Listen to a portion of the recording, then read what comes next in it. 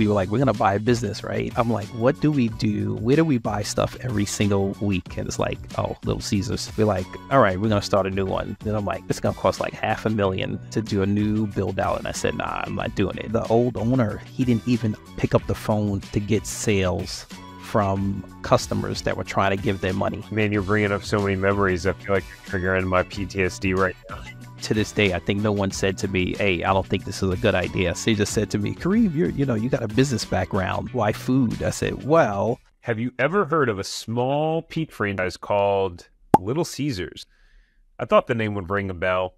Well, my guest today, Karriem, is a multi-unit franchise owner with Little Caesars. And besides that, Karriem has become a friend and is also one of the coaches on our team that helps coach our clients once they sign their franchise agreement and are ready to launch their franchise.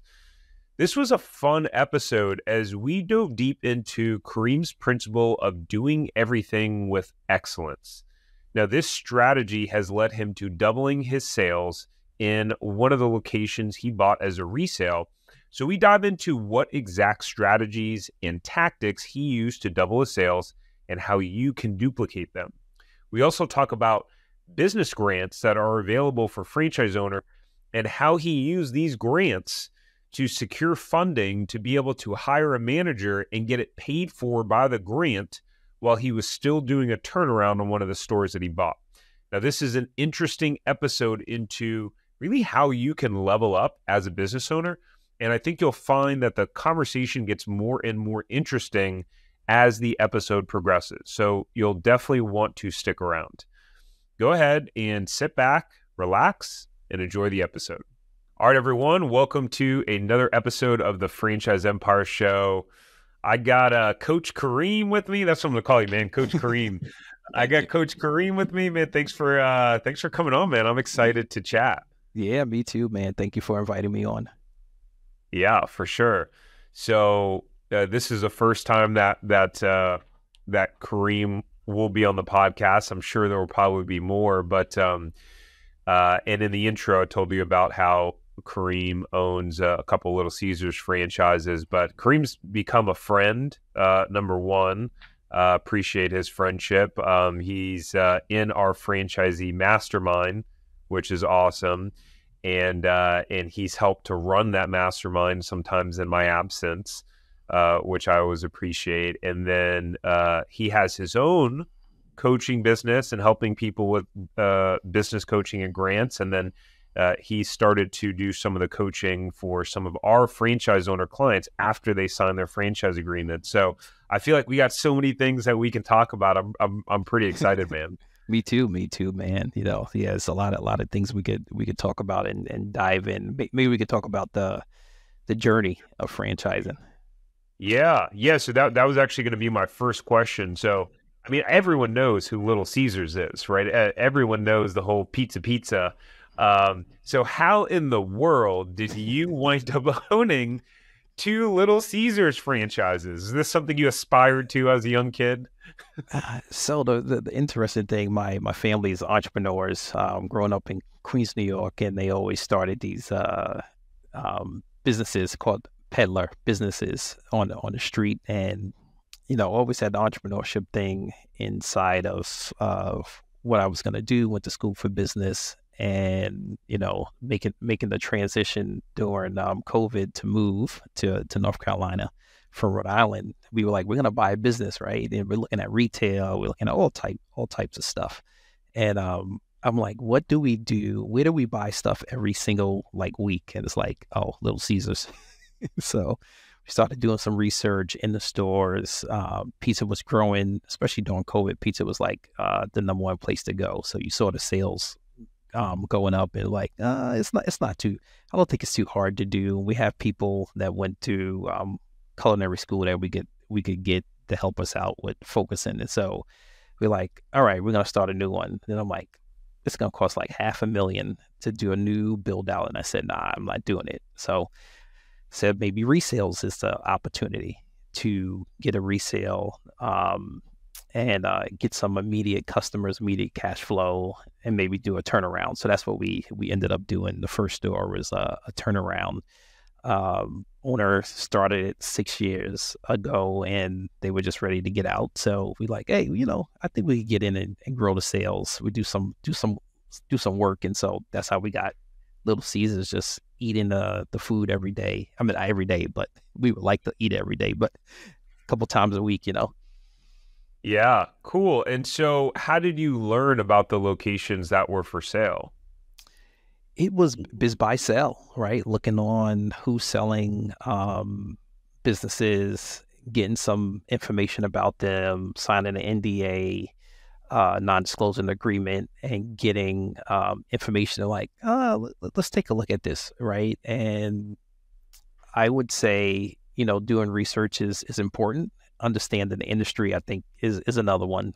Even though I don't have a food background, I had many people that were in the food space, and to this day, I think no one said to me, "Hey, I don't think this is a good idea." So, you know, they just said to me, "Karriem, you got a business background. Why food?" I said, "Well, I see the growth in it, and it has a good brand name, even though I know that food has been hit hard during COVID-19. But there was an opportunity to pick up a business, less than 200 grand, that was doing close to 500,000 in sales. So I said, hey, we could boost it and get the sales up. We probably could get a better cash flow, better profit from it." Yeah, for sure. Yeah, and I have my opinions that I've been vocal on lately about the food business overall, having, been a multi-unit owner in that space. And, for me, I didn't know what I didn't know. And it's one of the reasons why I'm so passionate about our system, the zero profitable franchise system, specifically for buyers, is that most people go into franchising similar to how we did. We get jaded and excited about specific opportunities without really looking at the universe of options that are out there. Our mind gets fixed, and then we make a decision. And then the biggest mistake people make in buying a franchise is buying the wrong franchise. And I'm grateful for the opportunity that I had in the food space. I'm grateful for all of the learning that I had. And our franchisor was great. I mean, we were just blessed with having a franchisor where the president who ran the franchise was actually a multi-unit franchisee himself.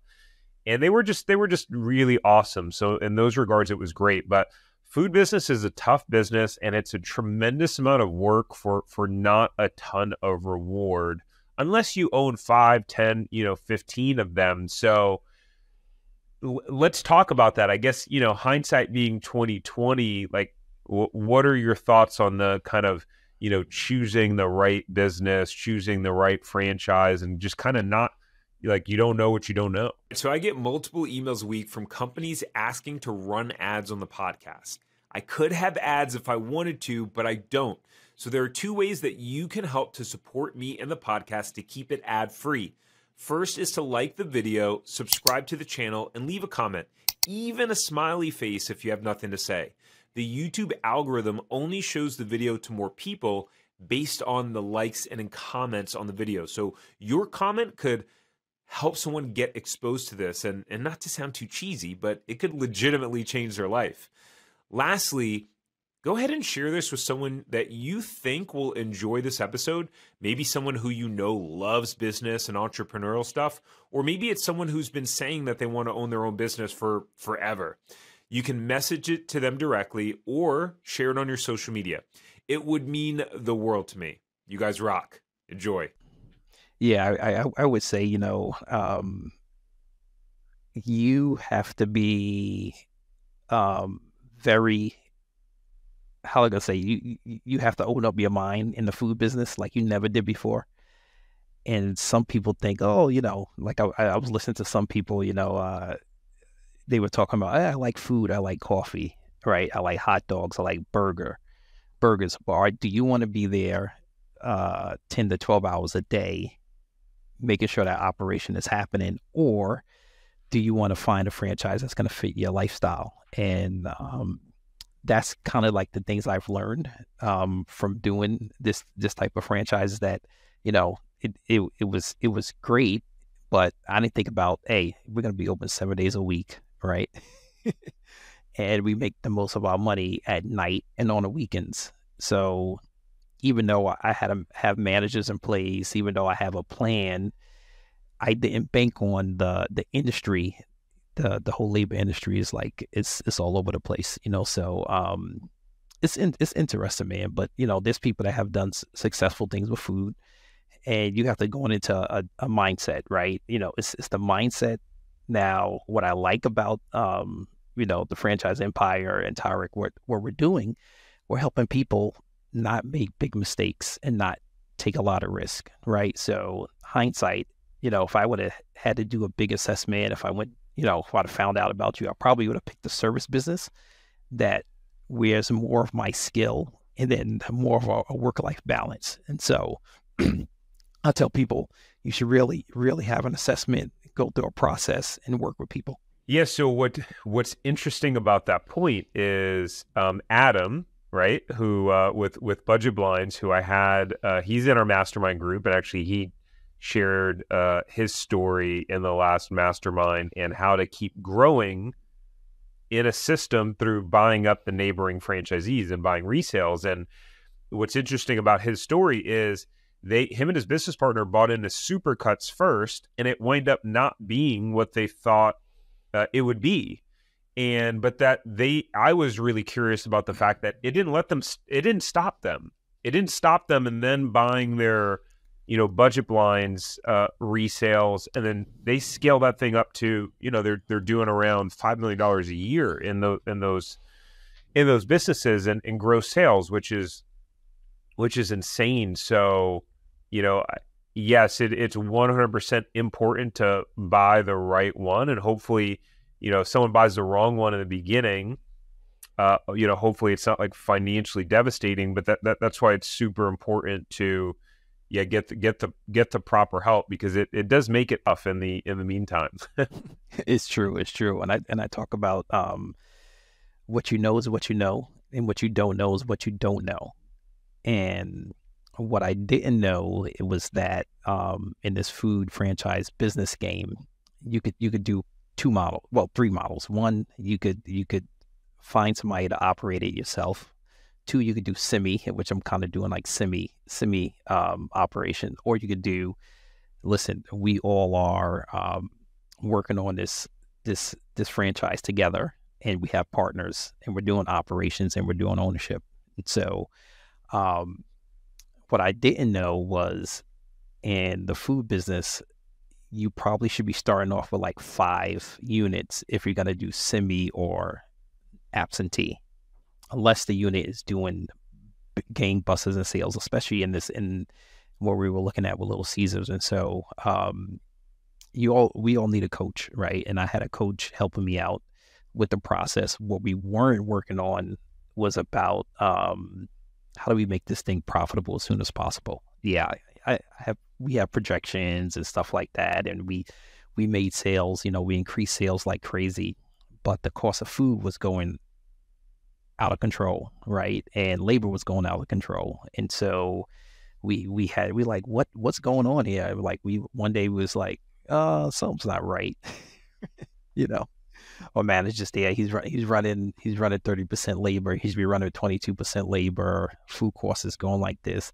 And we said, hold up, what are you doing? He's like, well, I wanted to make sure that we were consistent. I said, but you're running too many people for shifts, and we have to change that. So we had to step in and totally change some of the model of our first store. On the top of, we were closing on the second store at the same time, which was crazy, and so we picked up a second store, didn't pay a lot of money for it. And, but we knew it was a huge work to turn it around. We knew it wasn't set up right. The training of employees never happened. People were taking money, but we found that out in like 2-3 weeks who was doing it, and we got rid of them. So, the past franchisee was like, how did you do it? I said, just pull reports, man. He's like, well, we don't even do that. And I'm like, well, if you would have pulled reports every day, you would have found out who's stealing money, because computers don't lie. Yeah, it's so interesting how, this is why when people do validation, like validating with franchisees, you really need to validate with a lot, like at least a good 5 to 10, and really try to understand why the people that aren't performing well, why. And I think a lot of times people want to blame it on the franchisor because it's the easiest place to point the finger at. In my experience, many times it's the owner. It's the owner isn't showing up as much as they should. They maybe aren't as consistent. They aren't on top of things. It's really fascinating to me. In talking to Adam, he was talking about how when they first bought their two territories of the budget blinds, how he was Monday morning quarterbacking every sales call with his sales reps. Like every single time they'd get back from a sales appointment, if they didn't sell, they were diving in together on what it was, and he was getting on three-way calls with his sales rep and the potential client. And so like he was on the business like white on rice, and eventually they went from more than doubling the size of that business within 2 years after buying it as a resale. So I think it's fascinating how some franchisees are just completely out of tune with their business. So with that in mind, like what were the things after you bought the resales? Like where were the opportunities that you saw outside of people stealing from you? That's right. I'll tell you the first store, right? So the second day we're in the store, right, with old employees. First of all, they wasn't even open a lot. So that we already knew we could just be an open, consistent, we could grow sales. I pick up the telephone. The phone's ringing. And they say, "What are you doing?" And I said, "What are you talking about?" They said, "Why are you picking up the phone?" I said, "We're going to get a sale." They was like, "Well, we didn't do that before." So the old owner, he didn't even pick up the phone to get sales from customers that were trying to give their money. And why? Why would he not want to pick up the phone? The more work I have to do, then he's not looking at sales. He was just looking at maintaining what he has, and not serving the customer. And so it was just weird. And in many places, think about it. Have you called McDonald's to make an order? No, right? Because they probably don't pick up the phone, right? So, or have you called a place and they didn't pick up the phone? It was an independent, location because they just didn't want to do it. I'm telling you, it's a big issue in industries right now where people are not training people to pick up the phone and take customer orders. It's crazy. So we already knew we could boost sales by just picking up the phone. And people, other franchisees are like, "Hey, Karriem, we heard that you're increasing sales." And I'm like, "Who told you?" And they're like, "Well, corporate." And they were like, "What are you doing?" I said, "We pick up the telephone." And then there was a whole movement, even though it was happening, where there's the phone answers automatically now, and we have the system too. And then it tries to get you to order online, and if you want to order with a live person, we'll take it. Yeah, which is a work smarter way to do it. Yeah, that's crazy. What did you find about, taking over these stores? What was I guess you're already talking about what the culture was like, but how did you start to change that? I mean, I have my own stories about when we bought our resale and what that was like, but when you're taking over a turnaround opportunity, like setting the tone for changing the culture and what you will tolerate is extremely important. So can you talk about that? And you talked about it with the with the phone and some of the other things, but how did you start to like turn around that with employees? Yeah, so we had a pizza franchise coach that we found. I don't even know, on social media somewhere. So that was huge, because we didn't have the pizza background. So he was very instrumental in saying, "Hey man, you're going into a business I know a lot about. You need to do things differently." And so one of the things we had this book called Getting a Buy-in from People. So, and my background is training leadership, and I love to train. So I'm like, I'm going in, I'm training everybody. I hired a manager that had 5 years of experience in the brand. I'm training him too. I'm like, dude, you know the operations, but I'm gonna show you how you lead people and you get people to work with you that especially in the industry of food, right? Food is known for people cursing at you. You look at Gordon Ramsay, screaming at people, throwing food at people. And I'm coming in with a model of high customer service. You're my customer, the employee. The customers are my external customer, but I need to treat you fairly because I'm trying to grow this business, right? And so it's a really different tactic that a lot of people are not using. You see Chick-fil-A using it, right? But to have people think of excellence is not something that you see, right? You see the TikTok videos of people going into a Little Caesars or another quick service place and they're fighting with the customer. You're like, we're not having that here. We want to serve people. They're coming to buy a product, and we must do everything that we can to service them and make them happy to come back. Because in pizza, right, if you get a customer for a lifetime, you might have them for 20, 30, 40, for their whole life, right? They might buy once a week, twice a week. And people don't, employees don't know that. They're just like, oh, this person is getting on my nerves. I'm like, don't you know that person is trying to pay us money to get food to feed their family? And you're telling me we don't want to help them out? Are you crazy? So, I'm a little bit different, so I go in there and I'm like, hey, let me show you how to do it. Right. And so one thing, I never ask anyone to do anything that I won't do myself. So I go and I sweep the floor, I make the pizzas, I take phone calls, or I take garbage out, and so one of the biggest things I'm trying to change right now is how we open and how we close. Right. So there's a thing about, you should open to close and close to open. And the number one thing that gets on my nerves when people leave garbage everywhere. And I'm like, I walk in the store early in the morning because I usually will go by the store early in the morning just to see how it looks. I'm like, why are you leaving garbage in the front? I didn't train you that way. Oh, Kareem, we forgot. I said, no, you didn't forget. You just didn't want to do it. So you have to change the culture, right? And so how you do it, sometimes we have like gift cards, or we have like contests. And we're like, hey, whoever does the best on this, then we'll give you a gift card, or we'll give you an opportunity to do something, or we'll give you a free soda.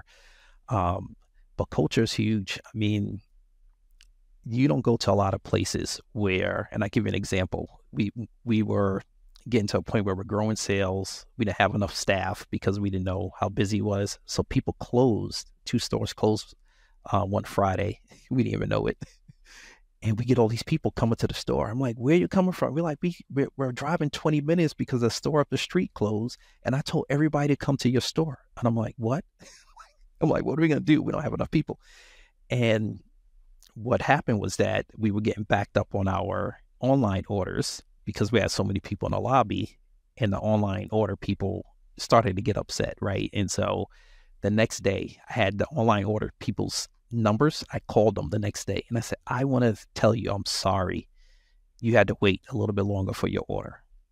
And the people were like, what are you doing? Like, we already knew the lobby was busy. We knew our order was going to be backed up. I said, but hey, I'm the new owner. I need to grow this business, and I need to let you know that we are changing everything that you used to deal with before. And people were like, thank you very much for the call. I'm like, and I said to people, how many people you did an order online from, let's just say Panera or McDonald's or Taco Bell, and then they called you back and said, thank you. You don't hear that.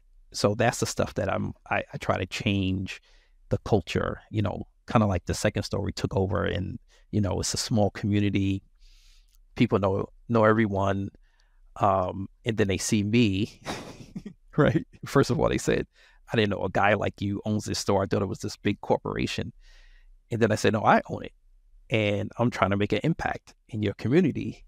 And this is what I'm trying to do. And I need your help to do it, because people need to know as a franchise. And I know some people they want to run it semi-absentee, but you have to have a face. So maybe the manager is the face. Maybe you need to put yourself and say, we are the owners, and this is what we want to do with this location. You might not be there every day, but you have to make the culture, because the franchisor is not going to help you with your culture, right? They're going to give you some ideas, but you have to go in and say, this is the culture I want. If somebody wants to patronize my business, then I want them to step into an environment. Yes, it might be a certain brand, but the brand is the brand, but the store is totally different, right? Like I could go into a store right now. I could go into, like I went to a quick service restaurant the other day. That's one of the things I started doing, right? Just going in and patronizing them. And no one said hello to me. And I'm like, are you kidding? I'm in your lobby, wanted to give you money, and you're not going to say hello. And it was like, so that's the stuff where when you look at franchising, no matter what, if you're in service, if you're in food, you're selling a product, what type of service are you going to bring to the customers that want to give you their money? And if you're making it hard for them to do that, then really, like, do you really want their sale? Yeah. Man, you're bringing up so many memories. I feel like you're triggering my PTSD right now.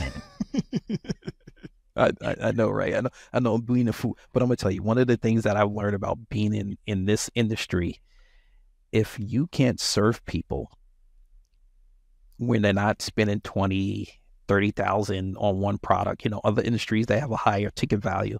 We're doing $15 per ticket. If I can't serve you with excellence at this low point, I'm not going to serve you with excellence if I'm doing a higher ticket. So that's what has taught me to really respect people in this industry that has been disrespected for many years, to a point where my team members always say to me, Karriem, what's up with you? And I said, one, I'm a man of faith, right?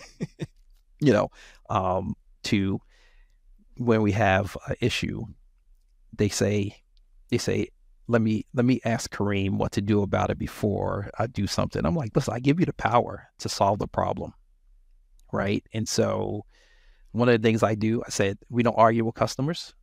We fix their problem. And if we have to remake the item or make the item for free, then we'll do it. Because guess what? They're going to come back next week, right?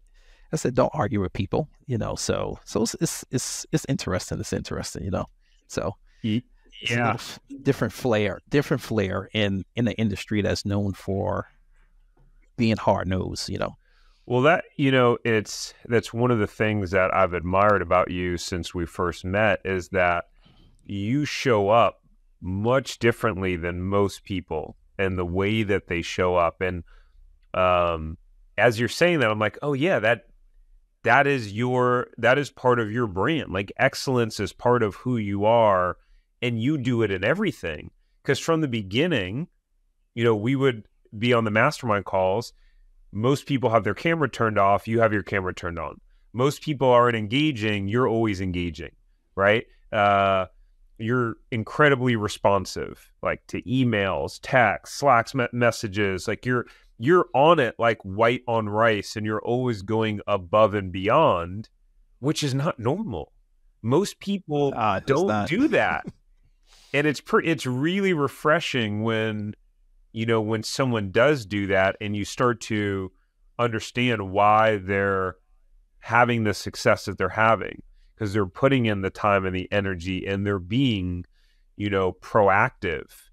So I'm curious, what do you find? Because some people go into franchising thinking, okay, it's the franchisor's job to help me and do things for me, and they kind of have this expectation of waiting on the franchisor as opposed to being proactive.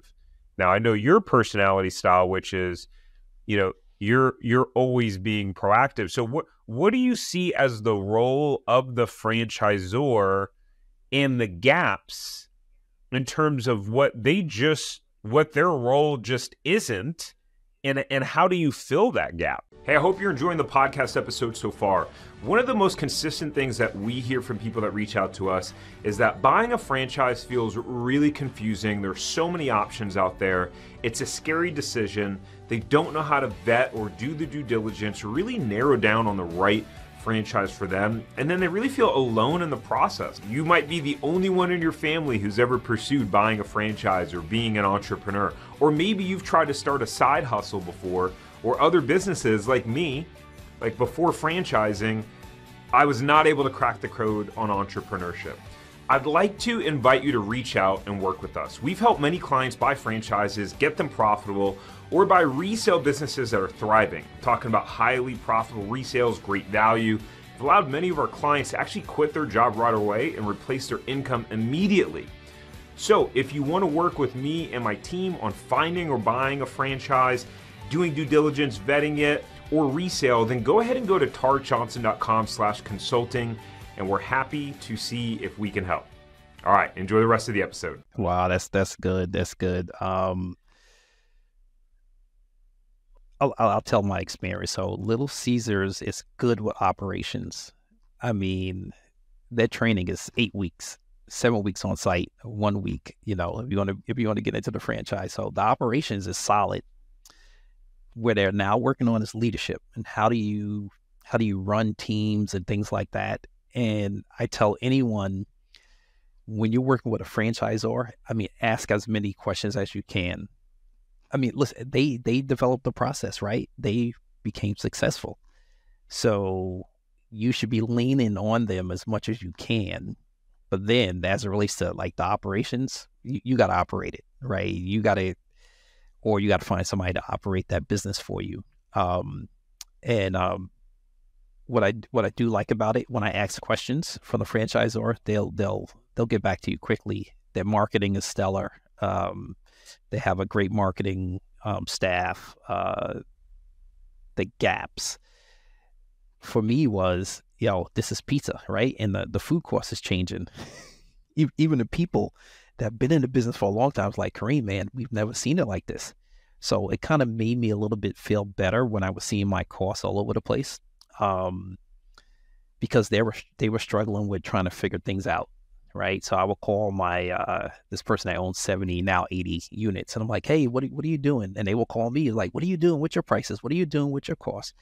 And so that's how we got the second store, is because the large owner was trying to get out of a territory. And so that's one of the things I do like about franchising. You get in and you could scale quickly. Like right now, we own 5. Now I'm going back and forth. Do I want to grow in the brand or not?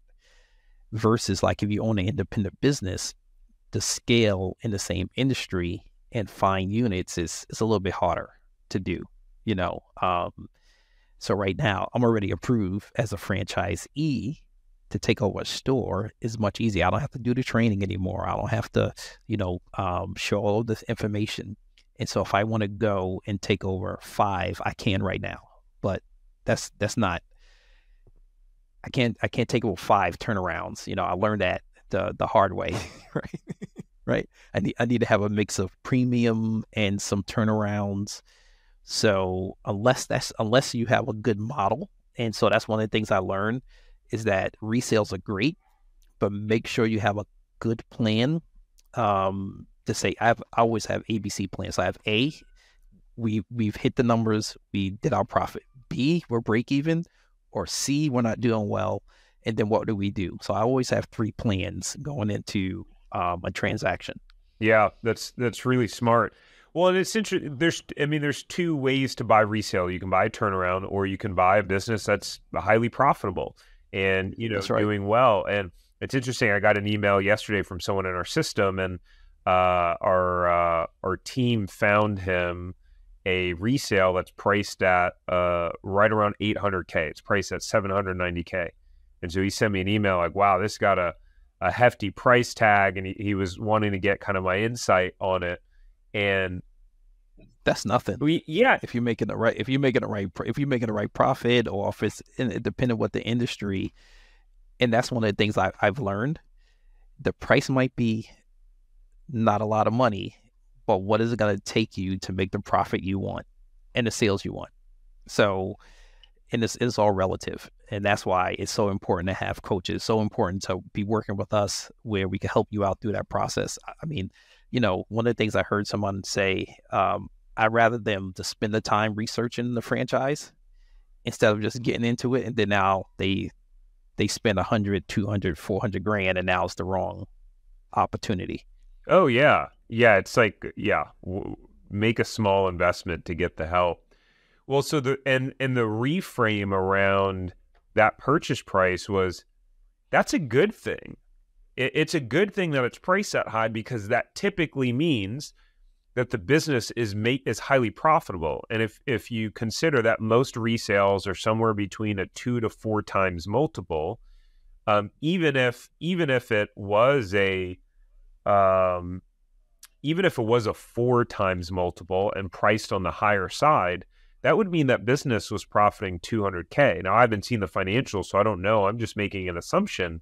So that was like my response, which is, that's a good thing. If it's priced low, that means it's not doing well and not making money. And so That's right. And the more profit margin, the more you can then afford to hire quality talent and bring in pay for good talent. That was one of the things I hadn't thought about in the food space specifically, and in terms of what the average unit volume was, at that time. But, it's hard specifically in a retail business or a food business that's not doing more than, 700 or 800K in sales. It's hard to find a quality manager, because typically you're only able to afford maybe a 40K salary, maybe 35K salary, and the quality of talent at that level just isn't the same. If you can pay a store manager 60, 70 grand, you're going to get a different caliber of talent. So really, a nugget for anyone who's in the buying process is, you have to look at opportunities that have higher average unit volumes. People get so excited. This same individual is like, I just found out about this Italian ice franchise. They're just starting the franchise. They're going to have their first one. And what do you think about that? I'm like, no, do not do it. Number one,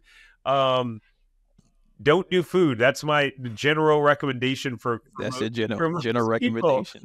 Yeah. And number two, that those type of stores don't have high average unit volume. So you're not going to be able to afford to pay for the labor to create the freedom that you're looking for, in the business. Number one, you're really going to need to own 3 to 5 of those things. And two, why would you go with a brand new franchise when there are literally so many competitors that have a proven track record of a bunch of happy and profitable franchisees? In my opinion, the only time it makes sense to go with an emerging franchisor is when they are doing something innovative in that space. They are doing something different than what the competition is doing in their niche and or industry, or there's literally just no territory availability within other competitors, where it's like, okay, if you want to be in that space, you really have to go with someone emerging. So rant over, but I was just like, man, like, quality resale, brand new. No, go the resale route. No, that's right. Yeah, you bring up a good thing also. It's like, what I didn't know about the average unit sales volume for a Little Caesars until I really got into it. So that was a big aha. And now, it's supposed to be 15,000 a week. Now it's like, hey, you're supposed to be doing 17, 20,000 a week. I'm like, whoa, okay. So now I know, right? But what we also did was in both of the stores, we used a workforce development grant, and we hired managers. That's how we got our first manager. So we used an on-the-job training workforce development grant. We already knew he had the experience, and we like, well, we need help with cash flow. How can we get him, pay him a little bit more? And so we used a grant that allowed us to get reimbursed up to maybe like 500 hours of his pay. Whoa. Yeah. So I would tell people, you need to look at it, right? And talent nowadays is hard, and usually people are going to be pushing, no matter what industry they are in, for a higher salary. So if we could use something like a workforce development grant and maybe get some money back, that's going to help you out. Also, they help you find people. Yeah. Right? They might give They might give you a job aid person, or they'll be able to go, like if you're in the service business, you need certain trades people. They might be able to have people ready, or apprenticeships that they're already training in that pipeline. Interesting. So people they're not thinking about those opportunities also. Yeah. Like we got a grant to train our managers.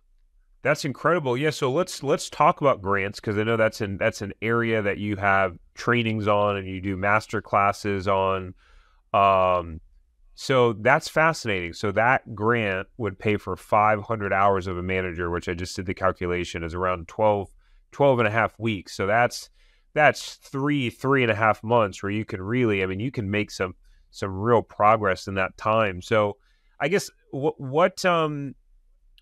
this is an area that I don't have really any level of knowledge or experience in terms of grants. So tell us about, how do grants even work, and what are some of those opportunities out there where some of these franchisees or franchise owners or potential buyers can, come across some of these opportunities?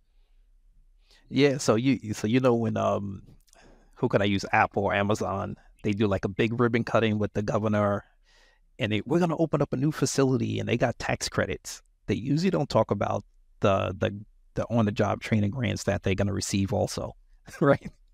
And so just think about it. If you hire a manager and you could train them. Well, it's called on-the-job training, so they're working for you, right? And the Department of Labor training, if you get them approved before you hire them, and they give you an on-a-job training grant, they will reimburse you up to a percentage of their salary, right, or their hourly rate.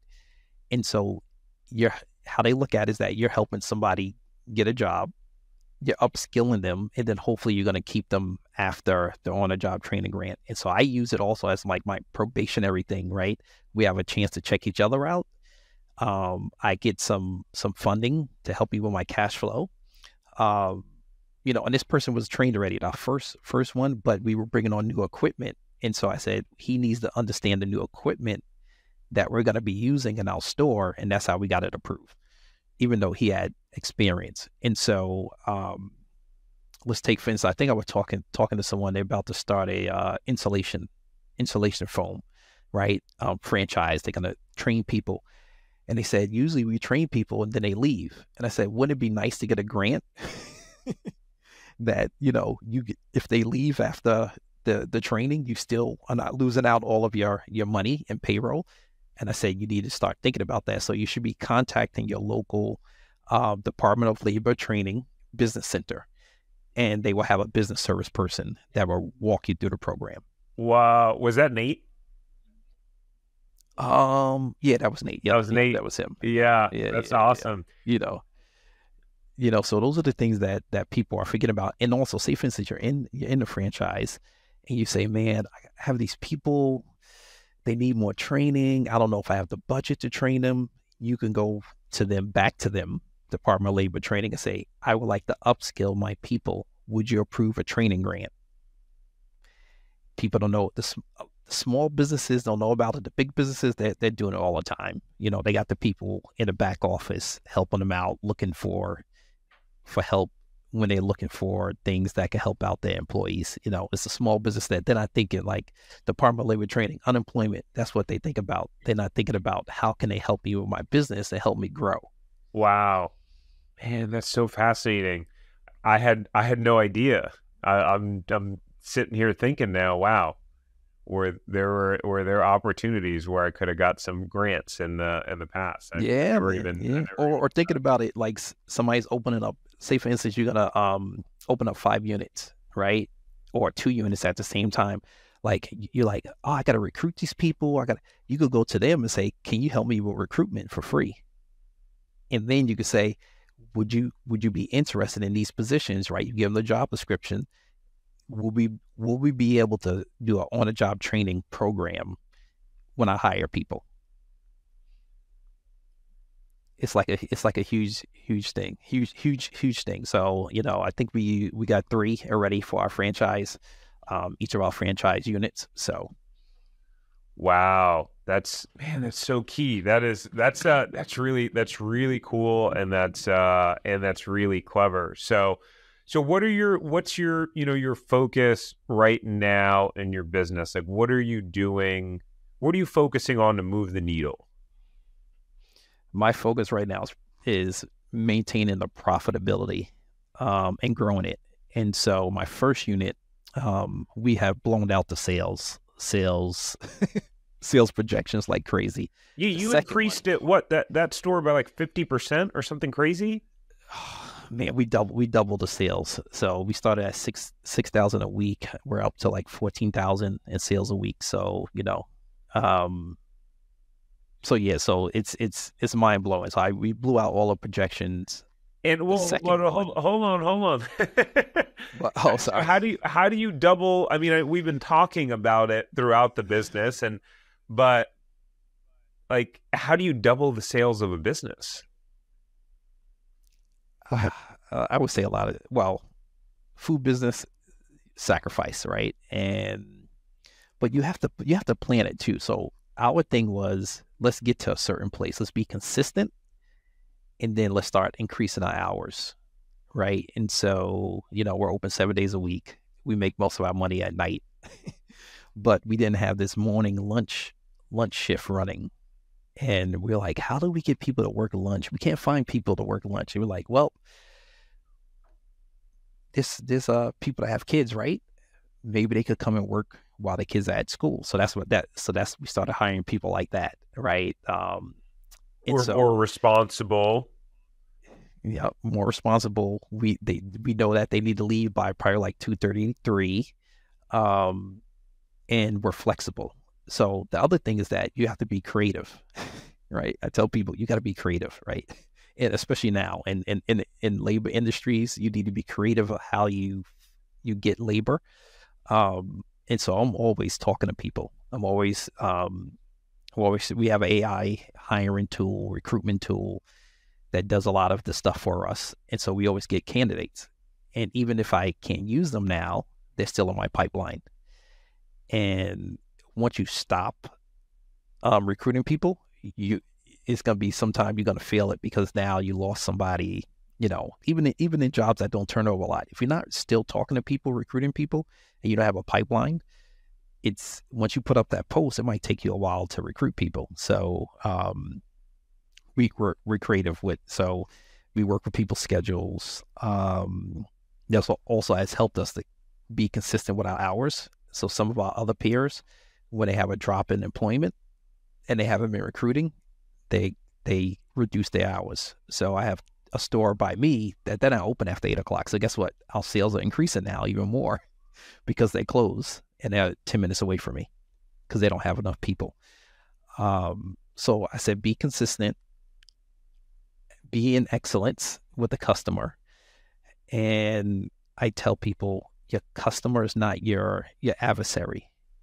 Your customer is the person that's paying for a product or service that you advertise that you're going to provide.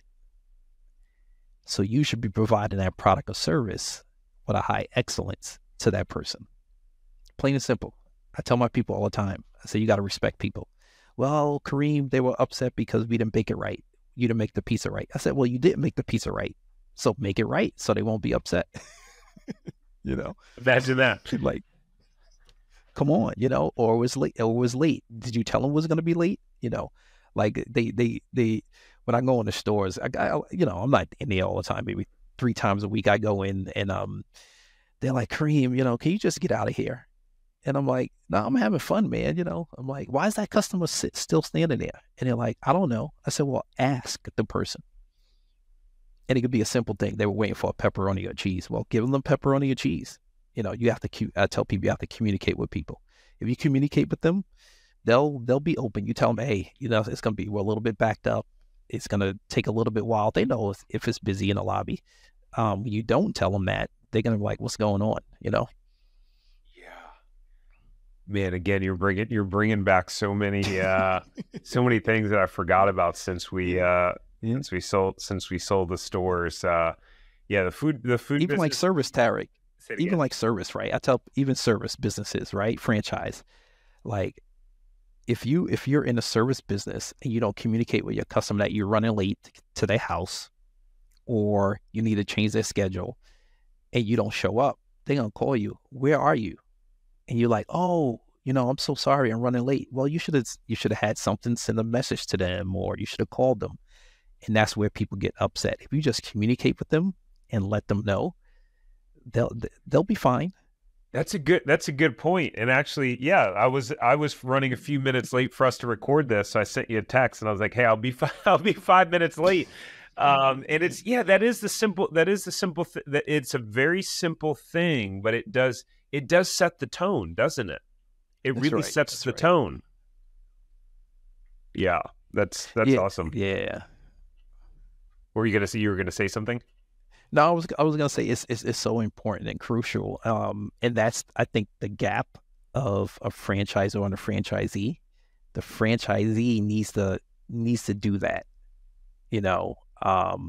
versus they want the franchisor to do it. Like, oh, like say for instance, if my system is down, right, and I can't take online orders, I'm taking orders. People still could pay cash, right? So, and that's what we had to do one day, right? For some reason, our internet provider knocked out our system for 2 days. I'm like, are you kidding me? Right? We do 50% of online orders. And so my employees, and I don't like signs at all in retail. So my employees know that, right? Do not put handwritten signs anywhere in my store. They better be printed if we need to communicate. So there was one time we couldn't take credit cards. And I said, don't put up a sign. Let the people walk in and let us tell them our credit card machine is down. And my employees said, why? And I said, guess what? I want them to experience our location no matter what. I don't want them to walk to the door and say, hey, we're not taking credit cards, and they walk away. No, come inside. Let's have a conversation. And guess what? We give them the option. Go back and go get cash. And we made more sales than we were supposed to, because we made sure they came in the door. We had a conversation with them. And I think one lady, she had kids. I said, listen, you know what? I'm going to write your name down. Make sure you bring me my money back. But she's going to remember that versus there was a sign on the door and they just walked away. They don't know why our credit card machine was down, but you just told them, hey, the machine's down. No. Let them walk in and say, listen, hey, our internet provider knocked this out for some reason for 2 days. We'll still take cash. We still want your business. And that, ladies and gentlemen, is excellence right there. That is excellence. Karriem, man, thanks so much for coming on. I really enjoyed this conversation. I'm sure this will be one of many times that we'll be on. You're welcome. Awesome, man.